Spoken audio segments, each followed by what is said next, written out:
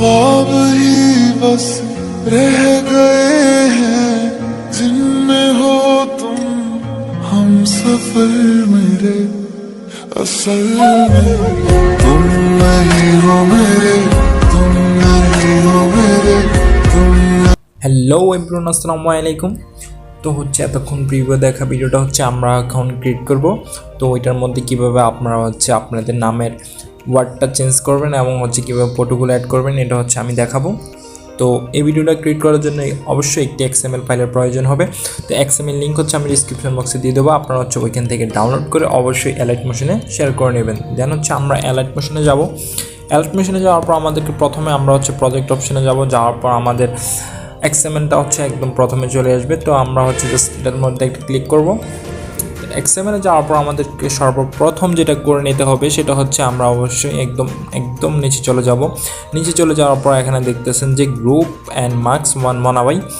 তো আমরা হচ্ছে প্রথম যেটা করব সেটা হচ্ছে এই যে গ্রুপ অ্যান্ড মার্কস 1 মনাবাই আমরা হচ্ছে জাস্ট একটা ক্লিক করব। ক্লিক করার পর দেখতে পাচ্ছেন এখানে এডিট গ্রুপ নামে একটা অপশন আছে। আমরা হচ্ছে এডিট গ্রুপে যাব। যাওয়ার পর একটু লাড়া দেবো।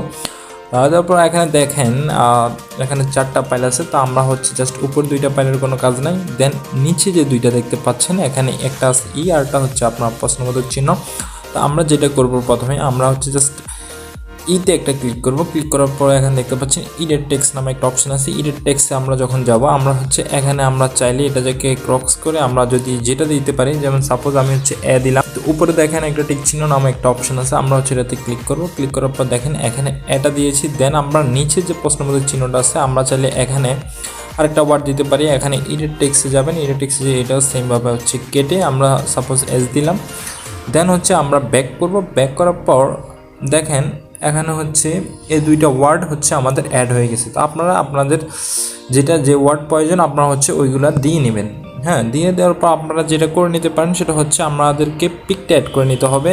তো পিক অ্যাড করার জন্য এখানে আমরা একটু রাইট সাইডে স্ক্রল করে যখন আসবো সামনের দিকে তখন দেখতে পাবেন এখানে অনেকগুলো ফাইল আছে, এই যে এই ফাইলগুলো। তো আমরা হচ্ছে প্রথমে যেটা করে নেব আমরা হচ্ছে প্রথমে যে পিকগুলো বসাবো। তো প্রথম যার পিকটা দেবো সেটার জন্য আমাদেরকে এই যে এখানে 2টা ফাইল দেখতে পাচ্ছেন, এই 2টা ফাইলে হচ্ছে আমরা সেম পিকটা অ্যাড করব। তো এই পিকটা অ্যাড করার জন্য আমরা জাস্ট ফাইলে যখন ক্লিক করব দেখেন এখানে কালার অ্যান্ড ফিল নামে একটা অপশন আসছে। এই যে কালার অ্যান্ড ফিলে যাব।